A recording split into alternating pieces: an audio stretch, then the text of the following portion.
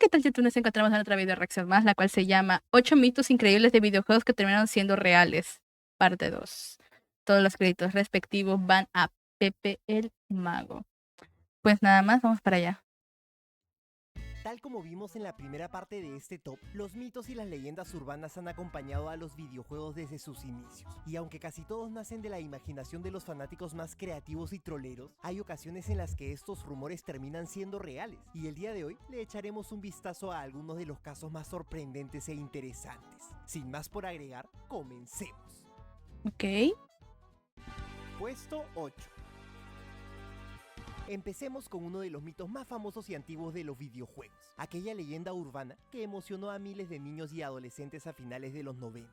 La primera generación de Pokémon llegó a nuestras vidas en septiembre de 1998 y nos embarcó en una emocionante aventura a través de Kanto mientras recolectábamos medallas, frustrábamos los planes del malvado equipo Rocket e intentábamos atraparlos a todos. El juego resultó un éxito rotundo para Nintendo, y como siempre ocurre cuando algo se vuelve tan popular, los rumores no se hicieron esperar. Algunos decían que podíamos luchar contra el mismísimo Profesor Oak, otros afirmaban que en las aguas de la Isla Canela habitaba un misterioso Pokémon con el poder de multiplicar nuestros objetos, e incluso se hablaba de una ciudad glitcheada donde la locura estaba a la orden del día, y aunque no lo creas, todas estas leyendas terminaron siendo reales. Quien ocupa este puesto, sin embargo, no es otro que Mew, aquel mítico Pokémon que protagonizó uno de los rumores de videojuegos más sonados de aquellas épocas. Según el mito, para atrapar a esta criatura, debíamos de enseñarle el movimiento fuerza a alguno de nuestros monstruos, nadar hasta un pequeño muelle muy cerca al crucero SS Anne y empujar el camión ahí cuadrado, luego de lo que supuestamente veríamos aparecer al tan codiciado Mew. Como ya te podrás imaginar, el rumor terminó siendo una patraña, y por muchos años la única forma de conseguir a este monstruo fue utilizando una Game Shark o acudiendo a los eventos organizados por Nintendo. Pero en el año 2003 todo cambió, y es que se descubrió un glitch que nos permitía luchar y atrapar al legendario Mew muy al comienzo de nuestras aventuras. Una leyenda con la que millones de jugadores crecimos se había hecho realidad. Ojito, cool. Puesto 7. Todos hemos escuchado algún rumor tan pero tan absurdo que sabemos que es una patraña desde que nos lo cuentan. Desbloquear a Crash Bandicoot como personaje jugable en Mario 64 o conseguir la Trifuerza de Zelda en la saga Halo son buenos ejemplos, pero muy de vez en cuando y contra todo pronóstico, un mito que parecía imposible termina confirmándose como real. Galaga fue uno de los juegos de arcade más populares a inicio de los 80s. Por aquellas épocas, los jugadores hacían largas colas para exterminar a la mayor cantidad de alienígenas e intentar conseguir el mayor puntaje. Y cuando el título estaba en lo más alto de su popularidad, comenzó a circular un rumor que sonaba muy descabellado. Supuestamente, existía un método secreto para hacer que los enemigos dejasen de disparar, y aunque suene increíble, resultó ser cierto. Para activar el truco debíamos de aniquilar a todos los malhechores del primer nivel excepto a estas dos mosquitas y esquivar sus balas durante 10 minutos, lo que ocasionaría que por algún motivo todas las naves enemigas dejaran de atacar durante el resto de la partida.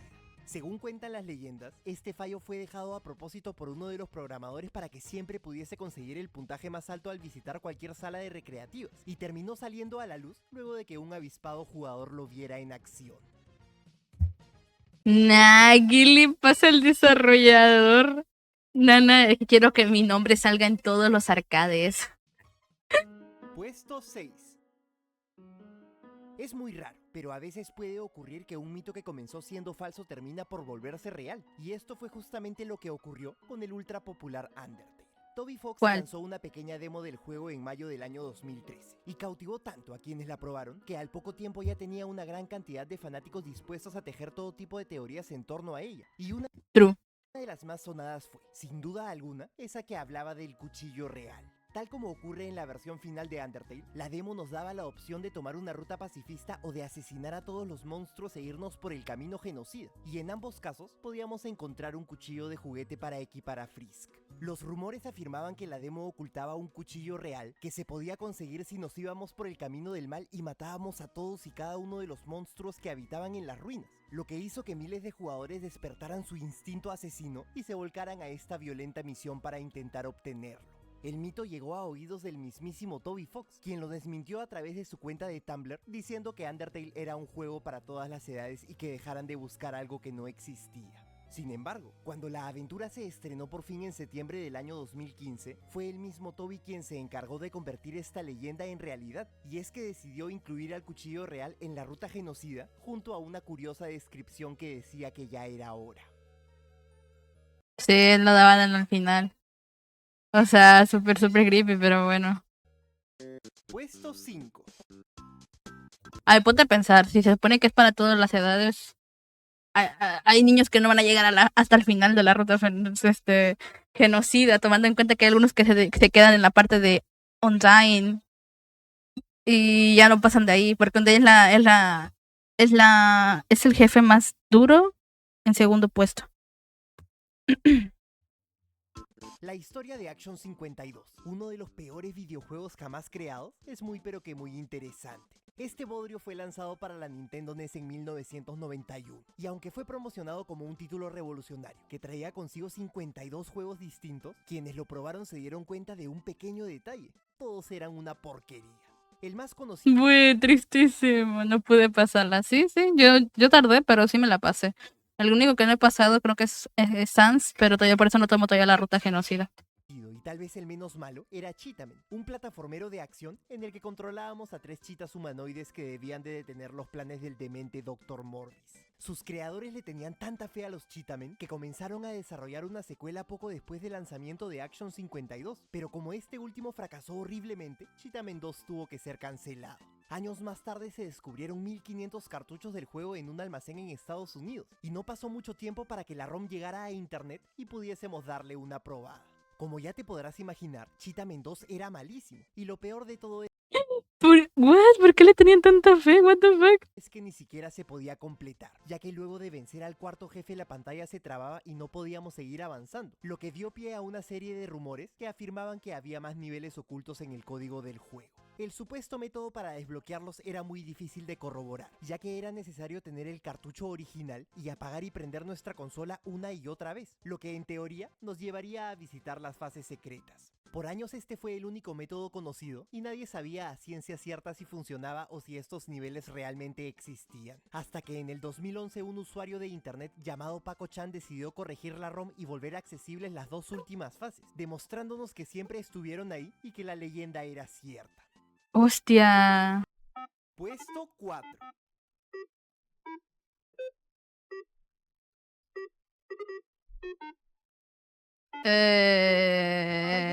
Ok. Pero la melodía que acabas de escuchar es una de las más icónicas de los videojuegos. Se trata de la famosa canción de Totaka. Esta tonada de apenas 19 notas fue creada por Kazumi Totaka, un músico muy reconocido que ha compuesto para algunos de los títulos más famosos de Nintendo como Super Mario Land 2, Zelda Link's Awakening, Animal Crossing o Smash Bros. Brawl, solo por mencionar unos cuantos. A este genio le encanta esconder su melodía en los juegos donde ha trabajado, y desde que se descubrió por primera vez en la pantalla de inicio de Mario Paint, los jugadores se volcaron a la difícil tarea de encontrarla en otras aventuras. Hoy por hoy la tonada de Totaka ha sido ubicada en más de una veintena de títulos como Yoshi's Story, Animal Crossing, Wario Land para la Virtual Boy o Luigi's Mansion, y se cree que aguarda oculta en otros como Wave Race 64, Yoshi's Woolly World o Wii Music.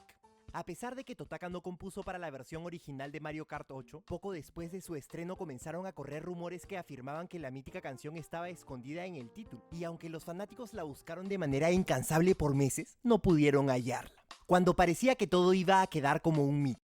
Creo que el Pepe hablaba aquí está cada minuto. Sí, le estoy subiendo el OBS. Ahí está. Empecé a subir más. Y que la tonada no sería descubierta jamás en el juego de carreras, a los chicos de Somewhat Awesome Games se les ocurrió acercarse a uno de los Yoshis, aguzar el oído y escuchar muy pero que muy atentamente.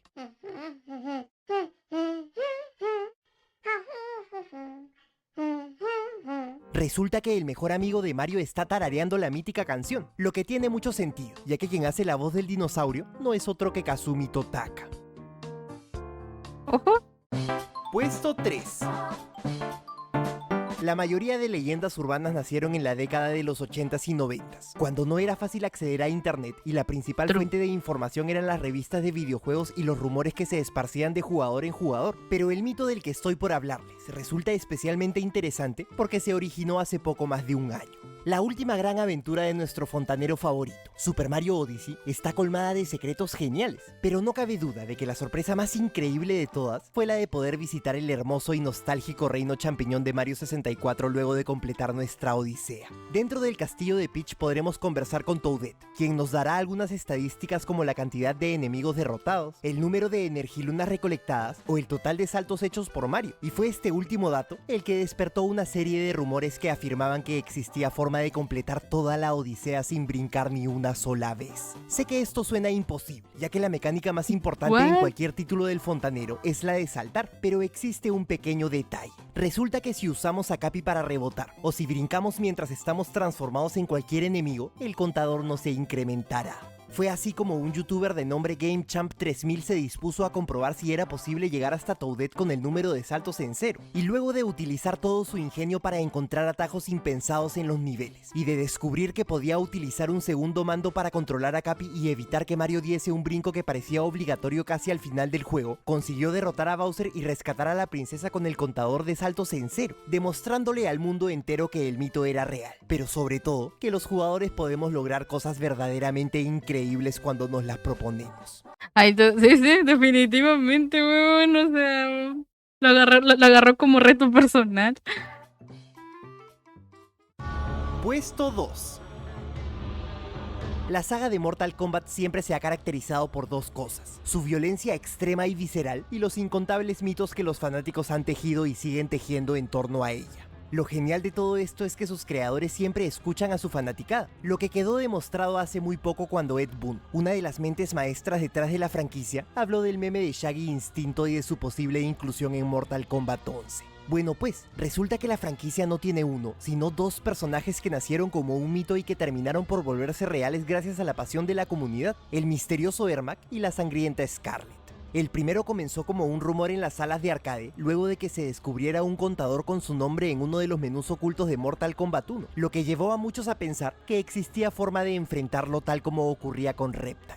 Lo cierto es que este medidor solo servía para contabilizar los errores que ocurrían en el juego, pero cuando Electronic Gaming Monthly publicó la carta de un supuesto fanático que había desbloqueado al personaje junto a una foto trucada, el hasta ese entonces falso Ermac se convirtió en leyenda. En la Dios mío. secuela, los desarrolladores incluyeron mensajes donde decían que el personaje no era real y se burlaban del mito, pero se dieron cuenta que la comunidad se había encariñado muchísimo con él, así que decidieron darles lo que querían y lo agregaron como personaje jugable en Ultimate Mortal Kombat 3. Scarlet, por su parte, nació como un chisme en la segunda entrega de la saga, donde se decía que había un glitch que teñía de un rojo intenso las ropas de Kitana, y aunque aún al día de hoy no se sabe si este fallo es real o no, su historia sirvió para dar vida a la luchadora Carmesí, quien fue incluida años más tarde en Mortal Kombat 9.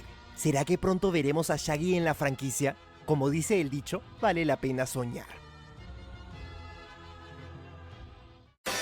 Puesto 1.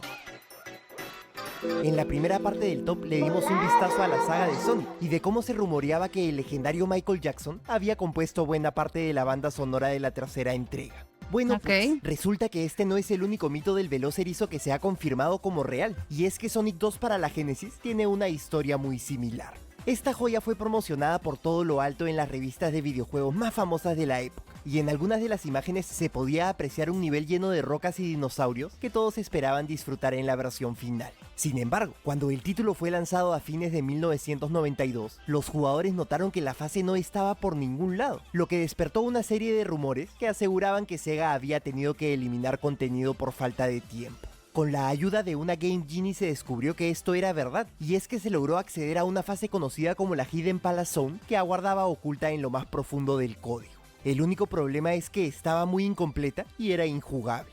Por muchos años las cosas quedaron así, hasta que en 1999 apareció la ROM de un prototipo del juego que contenía no solo el primer acto de la mítica Hidden Palace Zone, sino que también traía un nivel boscoso colmado de árboles y vegetación que confirmaban la leyenda. Sonic 2 debió de haber sido mucho más ambicioso. La buena noticia es que en el 2013 se lanzó una versión remasterizada para celulares, y fue aquí donde se incluyó a la mítica Hidden Palace Zone, dándonos por fin la oportunidad de probar ese misterioso nivel del que se especuló por más de 20 años.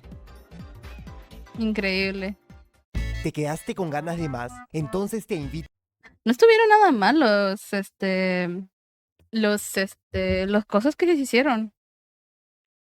De hecho, me causa gracia que la gran mayoría hayan sido por la incitación de la propia comunidad y no precisamente por otra cosa más. La comunidad a veces puede hacer cosas maravillosas, huevón. Así que es eso.